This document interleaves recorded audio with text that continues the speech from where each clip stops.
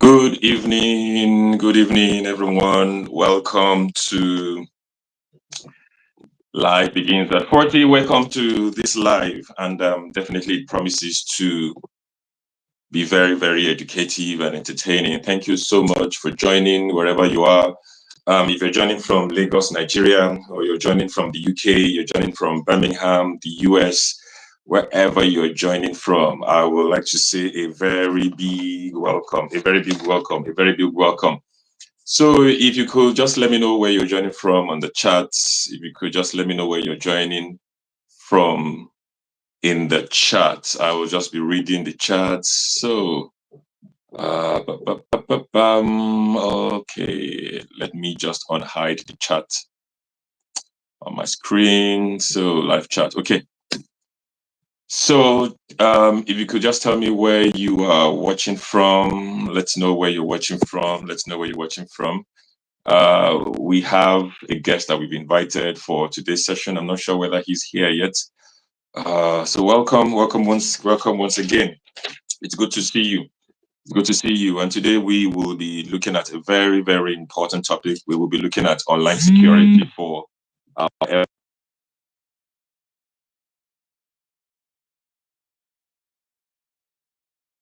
how can we keep our elderly ones safe and sound from online scams, from online fraud, especially, and so on. I think somebody was trying to reach me. Okay. Let me just add. Okay. All right. Okay, sir. You're welcome, sir. Can you hear me? Yeah, I can hear you, sir. Okay. Good evening. Good evening, sir. Good to see you. Yes, sir. Good evening, sir. How was church today? Yeah, good. How has been your day too, sir? Yeah, it's been very well. It's been very, very busy. So I'm not sure I got home until probably around 3:30 to 4 thereabout. Oh, wow. Yeah, from church we went to do some shopping, and so on. So and now, my wife had to carry me. My wife had to carry me to different places. Oh, let's go shop here. Let's go there. Let's go there. You know how it is when you go shopping. With with our mummies. Exactly. All right. Thank you so much for joining. Thank you so much for joining. So I've actually been on the call for a while anyway. Sir? I said I've actually been at the lobby for a while. Oh, I'm so sorry. I didn't see you. Oh, Yeah, okay. I tried checking, but I guess probably it's the network. So sorry about that. That's Because I was fine. trying to check. It was just less than a few minutes ago, less than a few seconds ago, that I saw that you were trying to join. Yeah. Okay, I can see Flameboy 342. Flameboy 342. Thank you for joining. If you can let me know where you're joining from. So are you in Nigeria? Are you in the UK? Are you in the US? I have a few, followers from the Philippines. I have a few from the US. I have a few from the UK and Nigeria. So if you can just let me know where you're joining from. And I don't know, in case you have any question. So if you have any question, please, you can just put it, on the chat. I'll be reading the questions and we'll try as much as possible to explain. Thank you so much for joining. And Mr. Uriola Adekunle, thank you so much for joining. So what are we going to be looking at today? And everybody, please, can you just help me welcome my guest for tonight? His name is Mr. Uriola Adekunle. So he's our guest for tonight. Tonight is going to be very, very informal. We're going to be looking at how we can keep ourselves safe online, not just ourselves, but our elderly ones. Over time, I have thought, when we're talking about online safety, online security, most of the time we're always talking about the young ones. We're only talking about our children. How can we keep our children safe, and so on online? But we actually miss the point that there are times that we also need to keep our elderly ones very, very safe. And why am I saying this? I'm going to share with you, experience, okay, so that I can build up with the reason for this conversation. So I think, was it 2 years ago, I was in the office, and a colleague of mine ran to me and said, Bosun, come. I said, what's happening? Is there fire on the mountain? He said, it's his mom. And what was happening, his mom was getting constant debit alert, from her phone, until they wiped their, the entire account. I think about 5 million naira, got wiped from the woman's account. A very elderly woman. Okay, at the end of the day, this woman, almost fell, into depression, because that was part of our retirement, money, the money that our kids had sent to her, and so on. So it was very, very, very, very hurtful, for her. And and that's the reason we said, okay, so let's just look at this, and let's see how can we be safe online, and how can we ensure that our elderly ones, our aged parents, are safe online too. We know we know that when technology is moving, when technology advances, most of the time we young ones, it's easy for us to keep up. Okay, Yeah. it's easy for us to keep up, but for the elderly ones, it's very, very difficult, for them, because of Yeah. their age. They don't have, much access to this information, and so on. So how do we ensure that we keep our parents, safe online? So that's going to be our discussion for for today. And feel free to chip in, sir. Feel free, to chip in as we go ahead. One thing that we need to know is that our parents did not grow up in this digital age. Yeah. I remember my first experience when I registered my first email address. I remember then it was in Nigeria. What did I do? I had to go online. I had to pay, I think, maybe about almost 500 naira, back then, to get this ticket at the cyber cafe to register my first, email address. Yeah. so I yeah, I think, remember. sir. Then I remember those times of cyber cafe that you Exactly. buy 1 hour, buy 1 hour. Exactly. You might not even open the email before the 1 hour expires because of their Exactly. Yes, type of you might computer. not even open the email. You might not even open the email, before your 1 hour, gets exhausted. And I remember, looking over from that time to now, things has changed, really changed Yeah. drastically. And Yeah. Flameboy, thank you for joining. I think Flameboy says he's joining from the UK. Thank you for joining. So I remember vividly, how things, just changed in the last, 10, 15, years. I'm thereabout. Yeah, yeah, Yeah. yeah, yeah. All right. Yeah, thank you for bringing me to the session this evening. It's a privilege, and as God help us, the few that I'm able to also chip in based on my experience and interaction with the elderlies. I'll try as much as possible, to be on point. Um, uh, it's a challenge that I've also discovered, when it comes to orientating our elderly ones online.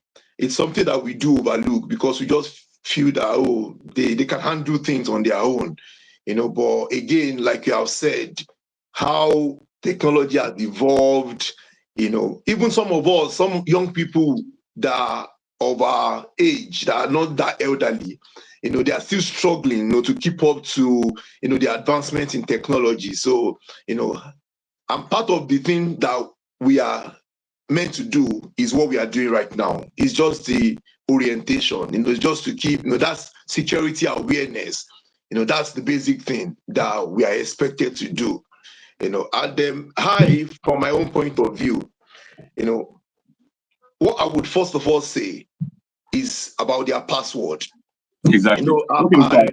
Okay, thank you, sir. I don't want us to fully go to the solutions, yet, but Okay. I want to just have, just a brief, discussion that, okay, now, I'll start with, this, that why are these, our elderly parents, why are they the prime targets, for, Yeah. for these online scams? Like, for example, now, if somebody calls me, I know a scammer just from the call. I can pick, from a mile away. Okay, but my mom, my dad, my uncles, my aunties who are a bit elderly, they might not be able to know.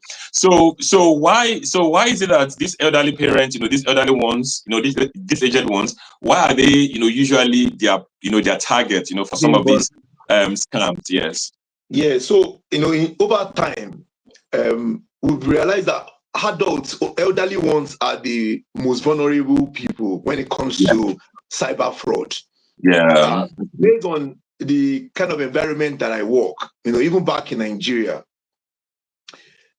the elderly ones, they don't, most of them don't take time to study the trend of things. They Yeah. still they still work with this trust. They still feel that things happen Yeah.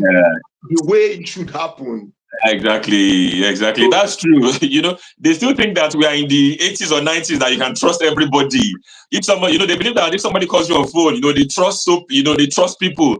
Our elderly ones, they trust people so much, to their detriment. Yes, that's very yeah, true. That's very yeah, true. yeah. And also because they've not also taken, many of us we've taken time to, we see the news, we are not just exposed to the regular news, the channels news, the regular, political news. Many of us, we read things that are happening globally, the fraud, the style of how people are being, defrauded. Yeah. And it makes us to be abreast. We are aware of those, tricks. But for them, most of those things come to them, as a shock. They don't get to know until it has happened to them. You have Yeah. many of them in the bank. They expose their bank applications. And because they don't even also know the way around technology. So many Yeah. of them, they give their, what's it called? Their applications, their resources, to strangers. We see people giving Yeah. their card, to for strangers to help them with their Yeah. ATM, Exactly. card back in Nigeria. Then, Exactly. so because they've not been able to follow up with the trend of technology, and of Yeah. course, we will really blame them so much. Mhm. They didn't grow up with that, so it was a difficult shift for them. People that go to the bank they write teller, they give the teller, the cashier, Yeah. the paper, Exactly. they collect their money. Now we Yeah. are just changing things for them to say, oh, you need to now start collecting money from your phone. From your You need phone. to Yeah. take a card to withdraw money. So Yeah. it's a massive shift for them. And so Exactly. because of that shift, they're trying to catch up with so many things. Mm-hmm. Unfortunately, these attackers, they are aware of also this, that these guys are catching up with so many things. So before they even catch up with A, they are coming for them at B. And Yeah. so, that's Exactly. the greatest challenge, for the elderly ones. Mm-hmm. Mm-hmm. Thank you. All right. Yeah, that's true. That's true. When what you meant, what you talked about, made me remember, a particular video, I saw whereby there was an elderly woman who was having a problem at the ATM machine. Okay. And then she now called someone else at her back to help her, not knowing that the person at her back was even a scammer, and it was a lady too. Okay. And he called, to help her. While she was helping her, she swapped her card, her ATM card, with with one of these, elderly, woman's own. So the elderly woman left the ATM. Okay, she left with the wrong ATM card. Okay, and after leaving, with the wrong ATM card, what did this scammer do? He just, she just took the woman's, the elderly woman's ATM card, plugged it in, and started, withdrawing money, like that. Wow. So these people, they trust people a lot. They think that we are still in the 80s. Okay, Yeah. so that Yeah. trust is there, and that's why they are usually, very, very. And thank you, for mentioning that. And one other thing that I also feel is that I feel that our elderly parents, they don't ask questions. Maybe they feel that we are their children. They feel that, oh, maybe they know everything. They hardly ask questions until they fall prey to something. That's when they will not start running around. What's happening? But they will never ask. Okay, Yeah. and I think that's one reason. That's one way. That I also feel that these people fall into this. And I'd like to share some examples of some scams that they easily fall to. I'm sure you have gotten several mails, okay, whereby people tell you, oh, you have won a Lamborghini, or you have won you've won this prize, you've won that prize. If you want to claim your prize, please send this money to this account, send this money to that account, and many people fall prey to that kind of of scams. So I just wanted to also, I want us to know what are the kind of scams that these people should be aware of, before we start talking about the solution. All right. So one of it is, you receive a phone call that, oh, you have won this amount of money, or you receive a text message, that you didn't even, solicit for, and someone tells you that, that you have won something that you didn't even apply for, at the, So what are these? I mean, what are some of these other ways, of these other kind of scams that we should be aware of, sir? All right. Just looking at the elderlies, the few scams that I know that they can be vulnerable is, password theft, credential theft. Credential theft in such a way that, for an example, you're talking about the ATM card, the Yeah. ATM machine, somebody goes there to use it, she doesn't really know how to do it. In that process, the guy would have asked her, oh, sorry, grandma or grandpa or daddy, what's your PIN? So, and having your PIN and your card, that's all they needed. So, Yeah. So if they've been able to steal their credentials, there's no so much of thing that they can do anymore. Yeah. There's something they call phishing, phishing emails, like the one you said, where you just receive a broadcast email, and then most of these phishing emails, they're usually very urgent. Send this now. There's a government fund that is, exposed, that is giving people £70,000, $70,000. Click on it now before the end of today. Yes. So those phishing emails, once they click on it, of course, the essence of also phishing emails is for credential theft. All of this, so they want to capture their details, capture their password, capture their email addresses, so that they can use it to carry out malicious transactions.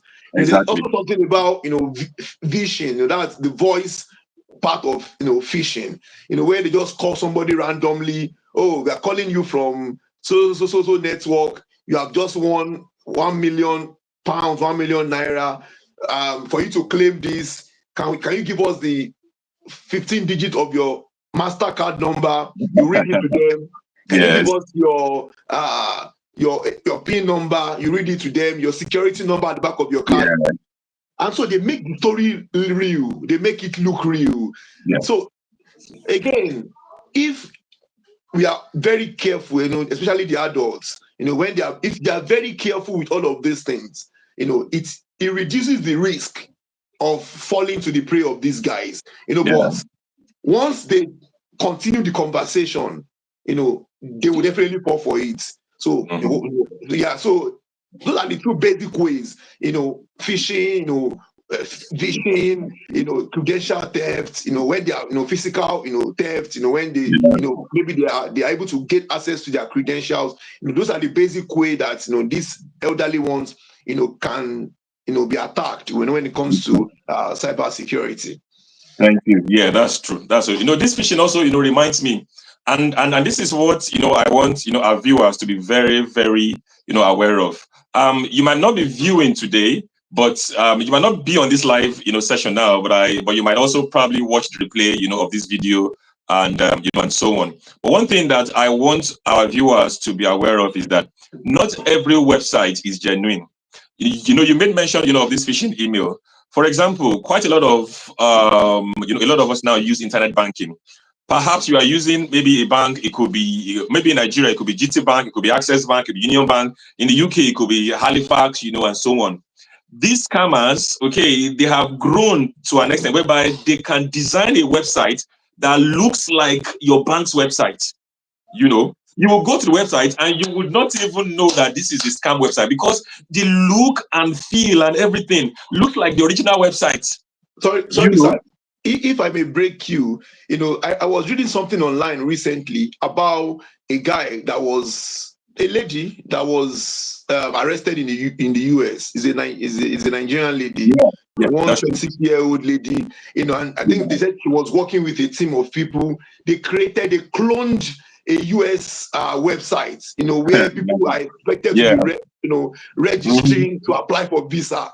And so when they put in their card, they would collect their money without processing any visa, and they steal their credentials. So they can still use those credentials, to do other transactions online, and it was running into, I think, about millions or billions of dollars, Of course, she found herself in the US and they got her arrested. So these attackers, they've been able to design their way around, cloning legitimate websites. They clone. So if so some of us, you receive some emails, you need to be very careful with the domain of those emails. Some domains look like it. when you have something like google.com, for an example, the Google might just be 0. They might just put 00 G00 GLE. So it's not OO. So if you see G00, it takes extra caution to see that, oh, this is not Google, this is G00gle.com. So, exactly. but as elderly ones, they might not be so patient. And again, if you are using your mobile phone to receive your emails, you might not be able to see those sender details, because it just comes, they would have been able to customize it. Oh, UK Embassy. So UK Embassy, there's an email behind that UK Embassy. You can create an email and have a username, but a username only leverages on the domain name of whatever email. So for an example, Adekunle at google.com. So I can have that kind of email, and somebody can create another email that is maybe jesse at google.com. But the username, instead of Adekunle Riola, they can put Jesse Ola, but they can customize it as the same person that you were expecting email from. So when they check their email from their phone too, it doesn't give them the full picture. If they don't click on details, they don't get to see the name of the sender, complete. So, these are also some of the ways that, exposes these elderly ones, into being attacked. Thank you so much, sir. So the point and the lesson here to everyone who is watching and who is listening is that, number one, don't be in a hurry to give your login credentials to any website. Okay, if they send you an email, maybe you log onto your email or a text message that do this thing now. Okay, by the time you get a very, very urgent message from anyone telling you have to do something now, otherwise you won't, otherwise they're going to lock your account, otherwise they're going to do this or do that, know that it's likely a scam. So don't be in a hurry to give anyone your credentials, either your phone number, your email, your password, your ATM pin, your internet banking, email and log on pin and the rest. Don't be in a hurry to give anyone, those details. And just like what my brother, has actually said, you need to be very, very sure, okay, of you need to be very, very wary and always check an email that you receive very, very well, because the bank that you believe has sent you the email, it might not actually be the bank.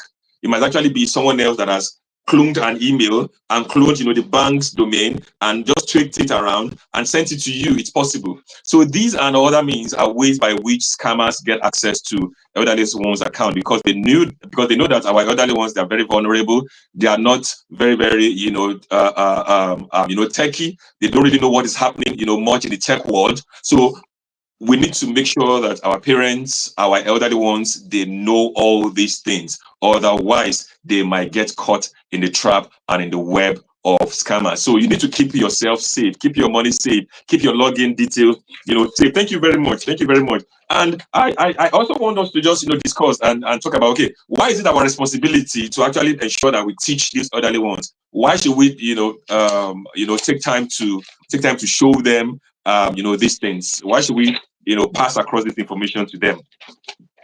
Yeah, the reason is, if we don't take time to teach them and they fall in prey, it becomes our responsibility.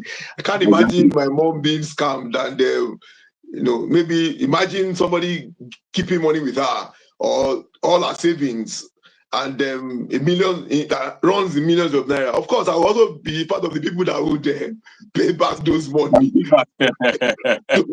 So it's better to keep them with those. And what we tell them is, when there are urgent calls, please talk to us. You mentioned that our parents, they've grown to feel that and I think that's some of the gap between them and our own generation. We give room to learning. We talk to our children. This is how to do things. Even though we have an idea, but things are evolving, things are changing. You see your child, you're setting up a privacy on their tab, and they are looking for a way to maneuver it, and you're looking at them, how did you get this knowledge? But our parents don't understand that we have the knowledge that they are looking for outside. Most times they talk to the wrong people. They talk to their sex too. They talk to their older sex too, that doesn't really know so much. So in a place of keeping them aware, it saves us that stress also. So that is why it is our responsibility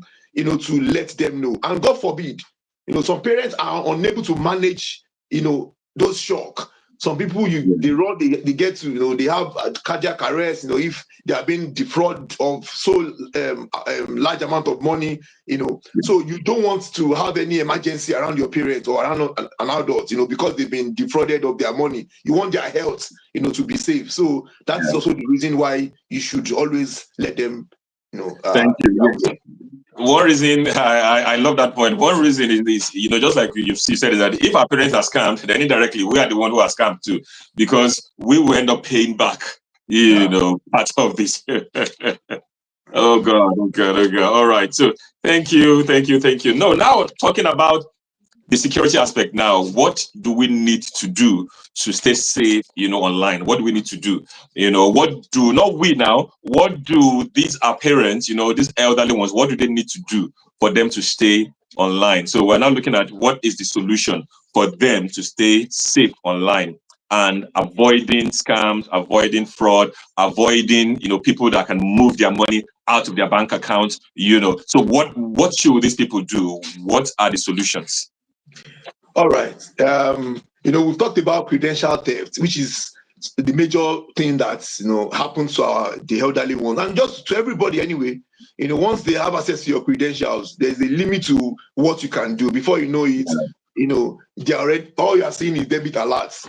So number one thing, recently, because of the nature of job that I do, I was with one of our staff, and she brought out a diary, and in her diary, she has password for all.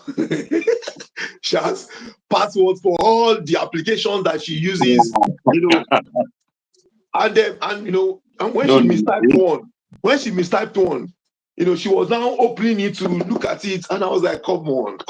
No. And yeah, everybody seems to look like, oh, we are all genuine, but you never can tell who is some people go into technology's job, being an IT, security engineer, being an IT for different purpose. Some people want to just go there and start, taking advantage of people, and they are being employed as a regular staff. I know, So you don't want to expose your password. You don't want to keep your password. Yes, you can document your password because they are adults. They might not be able to keep up to it. You are logging onto about 10 applications. Your emails. Their brain might not be able to absorb so much of emails, but there are ways around it. There are ways to manage your password. There are ways that even though you might be reading my password, you might not understand what is on the password. Exactly. So apart from that, there's something they call password manager. You have your web browser, it can help you do, and keep your password. So when it comes to coming up with password, most African parents, most of them, and I'm not saying all, but because of my experience with working with people, if their password is not the name of their first son or the name of their first daughter, if you look at 10 of them, maybe 5 or 6, their children name will be their password. And so if you know their children, if you know them, you know their family, you have a conversation. Oh, the name of my child is, Tracy or Kenny or, okay. Oh, you just know that. You just want to try that first. That first. I'm sure that if that works. So, that is just like a trend, and it's not their fault. It's just because, they want to just be careful not to forget, their password. Mm-hmm. But the way you can write Kenny, you can write Kenny, your E can be 3. So you can write, Kenny 2025.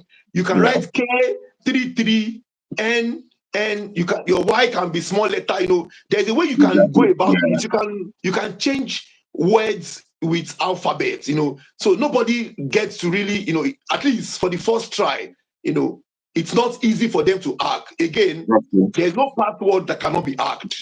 Mm-hmm. That one, there's no. So no matter how strong your passwords are, there's no password that cannot be hacked. The only thing is just that you just make it more difficult for it to be hacked. That's all you do. You can only make it more difficult.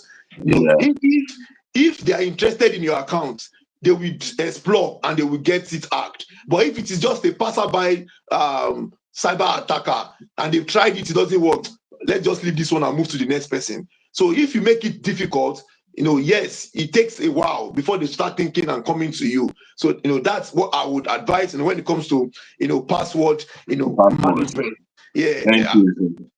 So on the passwords, just like you said, number one, don't write your passwords in a book. That's very, very dangerous.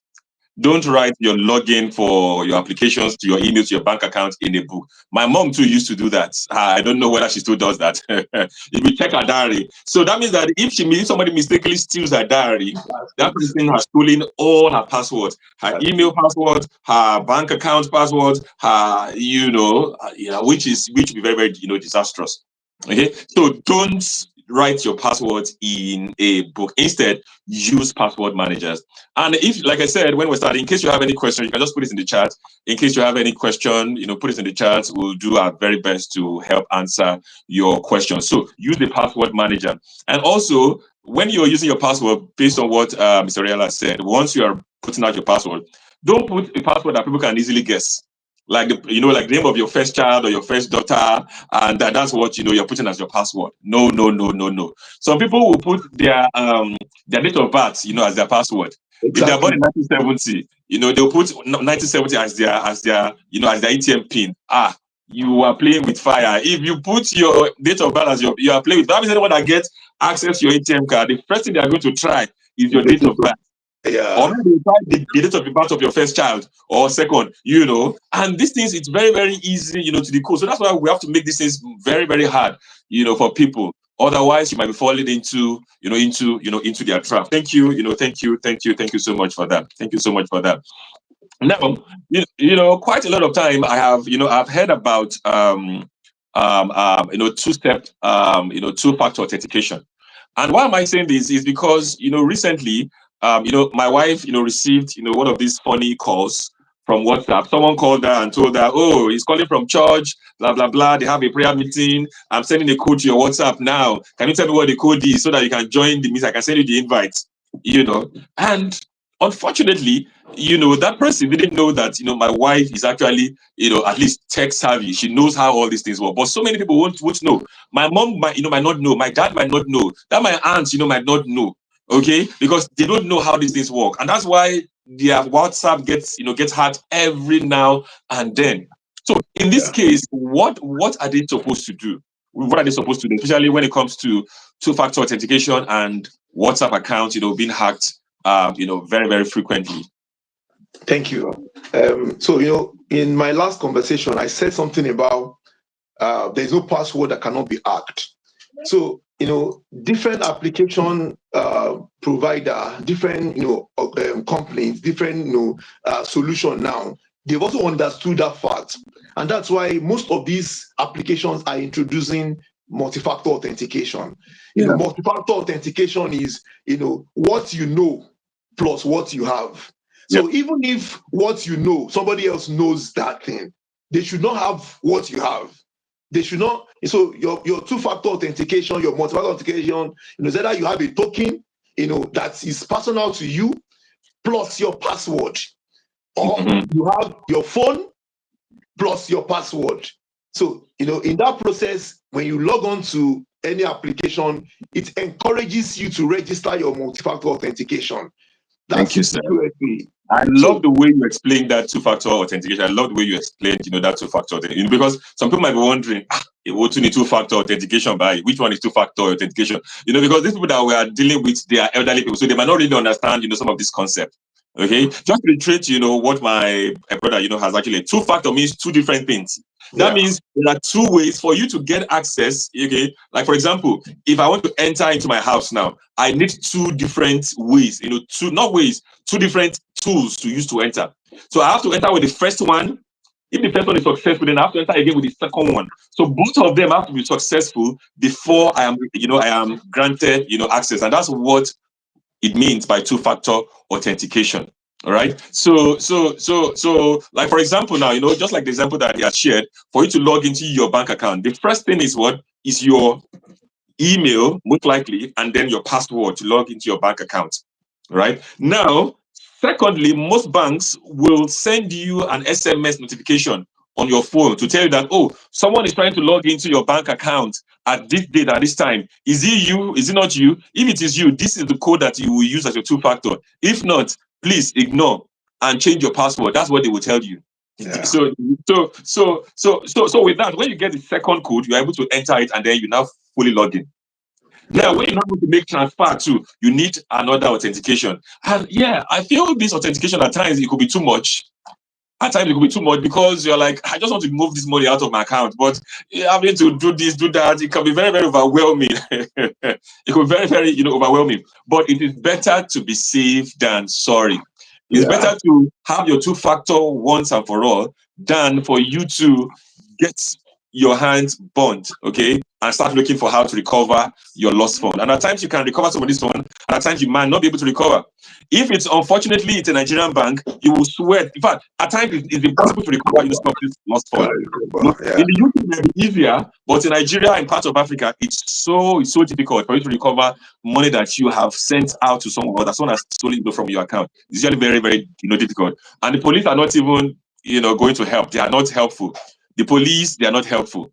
They will even charge you again to say they want to help to track the scammer, and so on. So two-factor authentication is very, very important. So if you have not set up a two-factor authentication on your bank account, or on your WhatsApp, it's time to consider doing that so that it can safeguard you, from getting your accounts hacked and from getting all your credentials stolen by these bad actors. Thank you for that.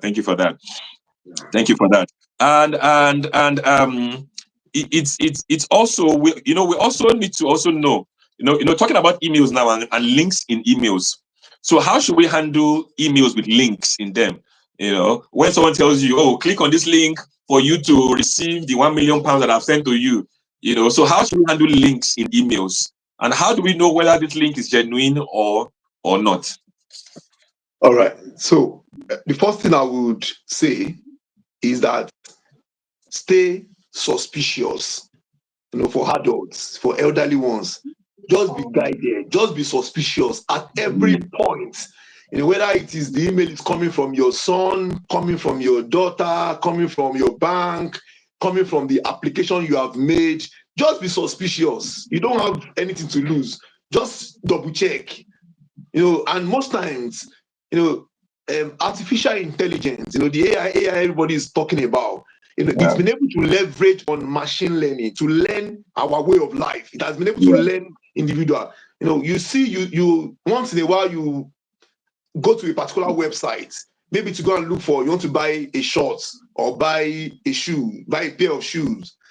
And the next thing you are seeing is that you are seeing those pop up on your. Yes. I just busy doing something different. And pops up are coming up. Oh, you like these shoes? An advert is coming for t-shirts and all. So it's because they've been able to learn the human interaction with websites, with internet, based on your what you do online, days back to back. And so that is what these people also leverage on. So if they have been able to learn, you are applying for US visa. So that means that any email from the US, it catches your attention quickly. They don't send UK email to you because you are not applying to UK. So they send US. They send the one that they've been able to see you, based on your time that you have spent on the internet. So if you see those things, you need, irrespective of if you are sure that it is from them or not, just double check. Just check again. Check the email, be sure that it's coming from the right person, from the right domain name. Like I said, the domain name just, I think maybe .us.gov. I don't know what they are listing, but I know for the UK, it's gov.uk. So if it is not coming from .gov.uk, then you know that it's not from from them. Yeah, no. So it's coming from your bank, gtb.com or gtbank.com. If it's coming from gtbank.gmail. There's a way they coin it. You just know that it is not the right one. So the first thing is just be suspicious. Suspect everybody. suspect everybody. So with that, everybody is a suspect. Just like the way, when police get, to a crime scene, everybody is a suspect. Exactly. So once you suspect everybody, at least that gives you like a first step. It gives you time to prepare, to start now, taking time, to browse through, look at the links. The link would always look different. When they send you a link, I would say, if you receive a link, please don't click. Whether you are sure, the only thing that makes you click is if you have been able to double check from the sender. Don't click any link. Yeah, some people say that, oh, I just clicked on it. I didn't put in anything.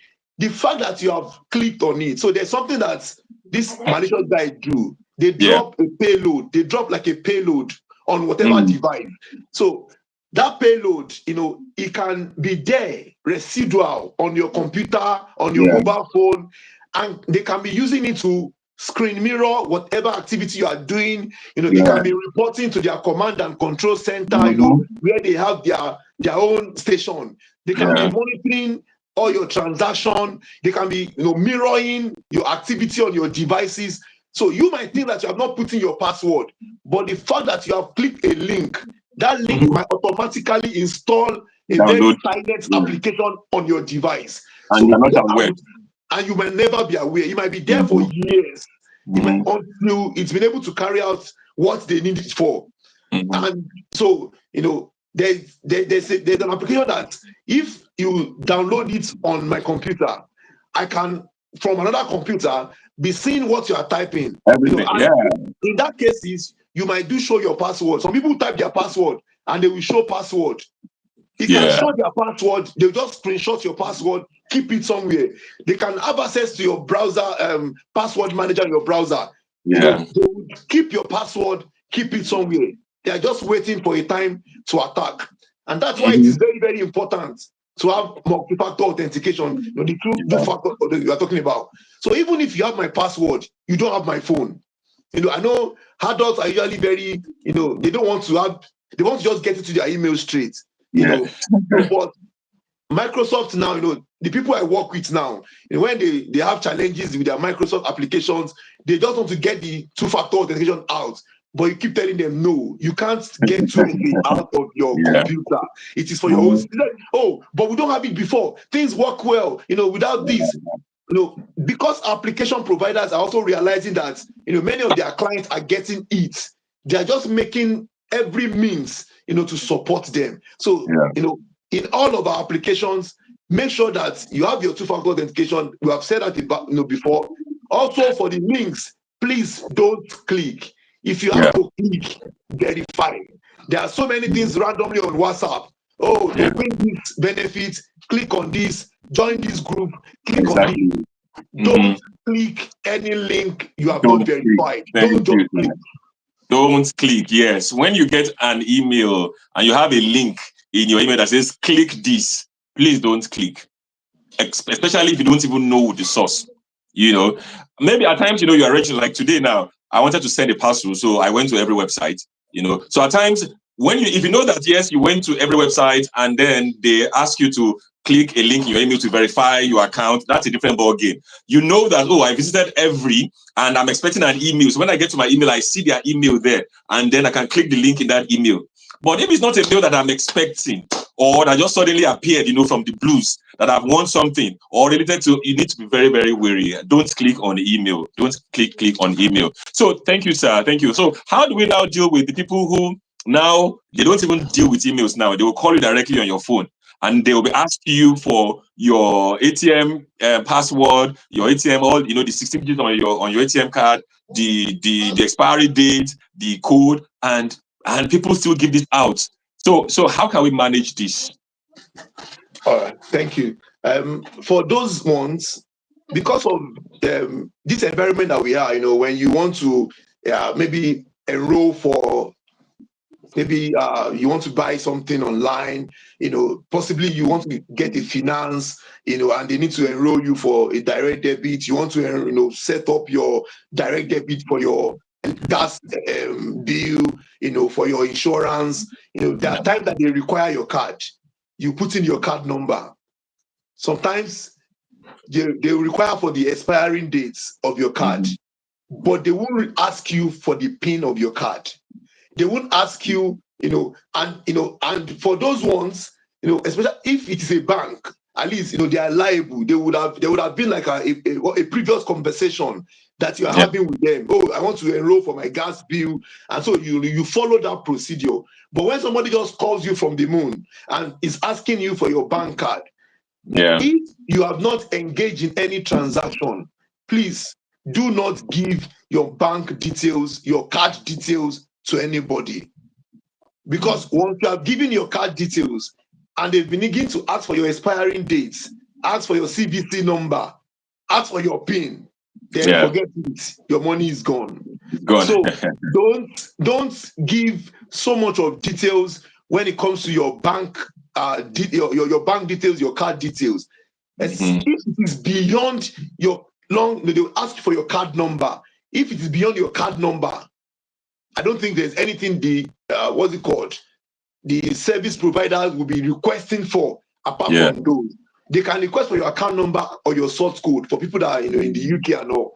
So you can give them your bank account, and with your bank account and your source code, they can't do anything because they can't get into your bank application. But with your card details, they can get into your application. So when those kind of conversation comes, don't continue the interaction.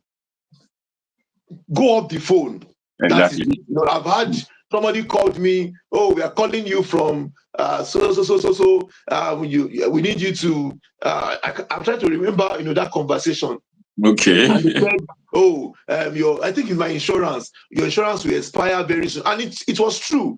My insurance was going to be expiring very soon. Oh, so we need you to, enroll for it. We've gotten a cheaper, and that's how they come. They come with a very good deal. We've gotten a very cheap insurance for you. So can we have your card number? My wife was there. She was listening. I just scribbled out a 16-digit number from the moon. I just wrote it down. I gave the guy. Oh, the guy wrote it down. It was because I wanted to engage him in that conversation. He felt like, he wanted to waste his time. You have seen somebody, you have seen a pray. So can I give him the expiry date? I just gave him one expiry date. Oh, can I give him the CVC number? I gave him a number, and he was talking back that this number, am I sure it's correct? So, I just laughed. I went off the phone. But again, when you are in that kind of thing, just keep your phone in loudspeaker. Let everybody hear that conversation if you want to at all. But I would say don't continue the conversation. Once the conversation is coming up with your bank details, just go off the call. If it is your bank, they will send you an email. They will send you an email. They will send you a letter. They will send you a post.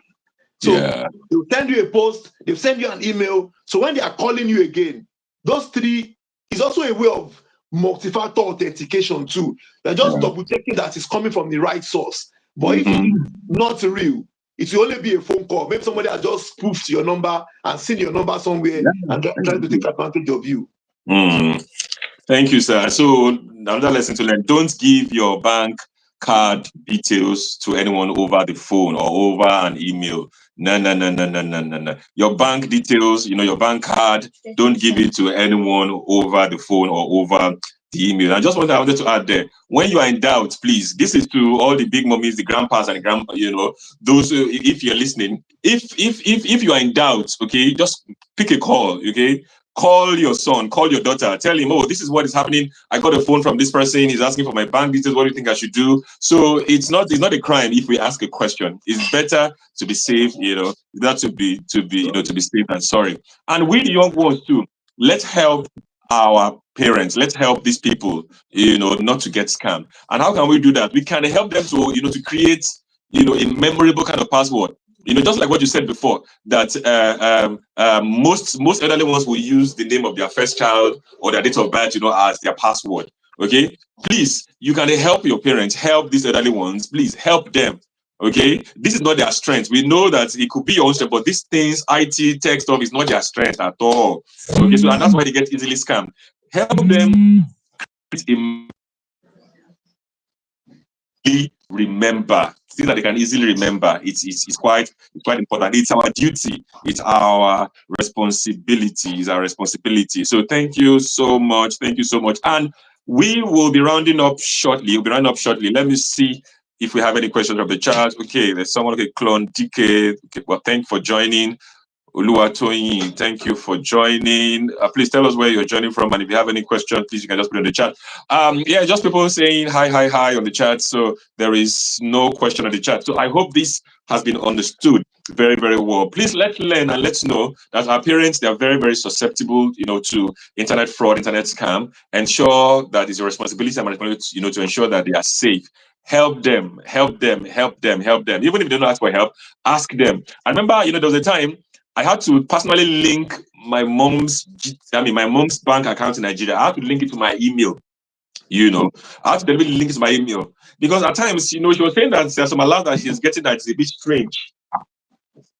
That's a bit strange, okay? And I just had to link. And I asked her that does she have her email linked to her bank? She said no. It's only her phone number that's linked, to the bank. So I had to give her my email. Then she took it to the bank. So they linked my email to her account. So if there is any alert or anything, anything suspicious, I get it also, in my own email. Thank you so much for that.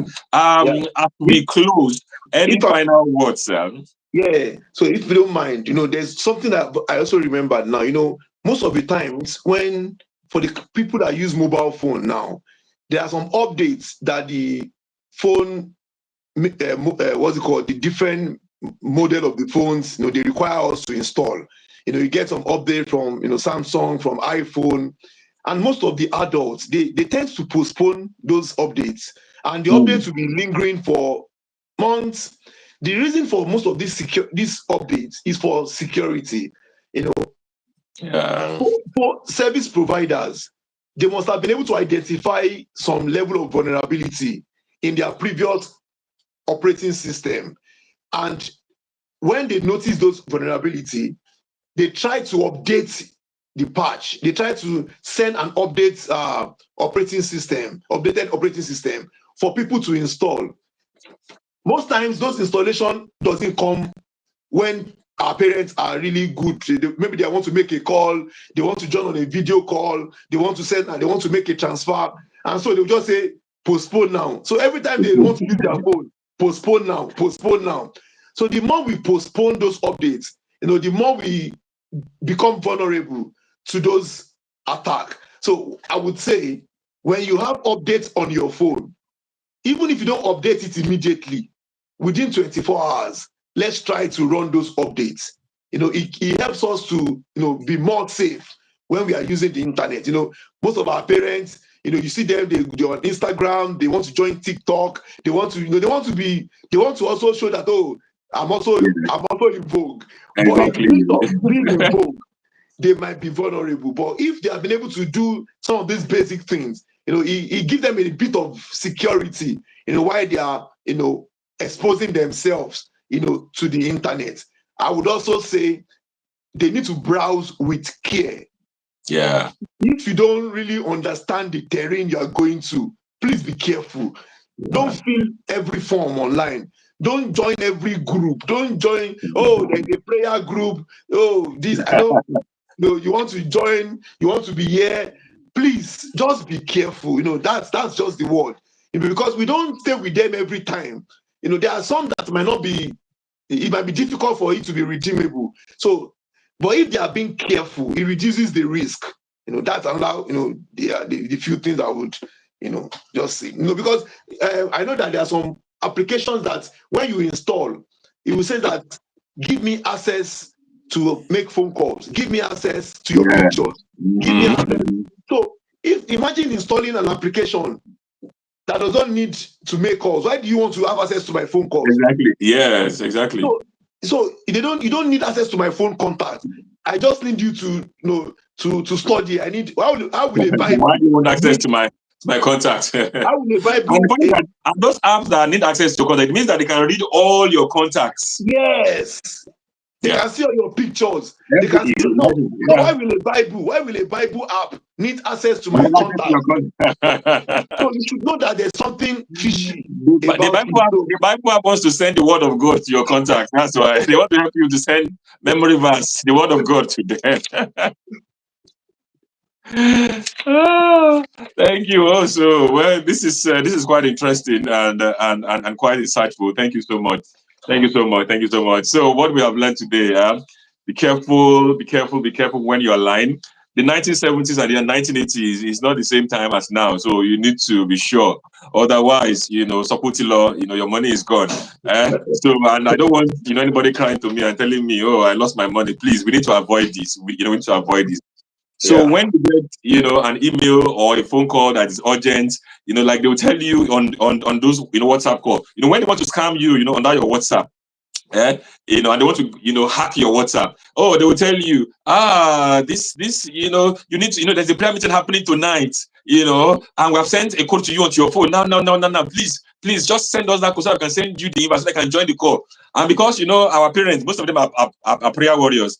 Anytime they hear prayer, they're always happy. They want to join prayer. So, so easily they get access to, to their WhatsApp.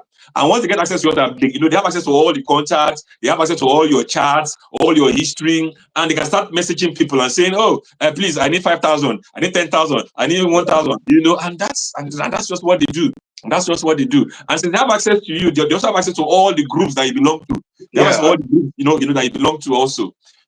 So we need to be very, very careful. So be careful, the kind of groups that you join. Don't just join any group. Oh, this prayer, that prayer, that. Don't just join every group. Set up two-factor authentication. Make sure that you are logging into your bank account with a password and another method. So that two-factor authentication is very, very important. Don't click on links. If you get a link on your message or email, please don't click.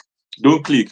But by clicking, just like what Mr. Riela said, you can get virus, all these bloatware, malware onto your phone that can track all the activities in your device. And don't give your bank information, over the phone. And also, if you're in doubt, please speak to someone who is more knowledgeable. If you're in doubt, speak to your children. Call someone who is more knowledgeable. So to everyone who is watching, please. And the same way our parents protected us, when when we're young, it's our time now to protect them from harm, from scam, from fraud, from some of these things. Thank you so much. And Mr. Riela, thank you so much. Thank you so much for joining. It's we really, really appreciate you. Thank you for your time. Thank you so much. God bless you. And to everyone who is watching, until the next time we see. Thank you. Make sure you are safe online, and we'll see some other time. Thank you, and have a good evening. Enjoy the rest of the evening, and have a beautiful week ahead. Thank you, and bye-bye. Bye-bye. Thank you, sir. Bye, sir.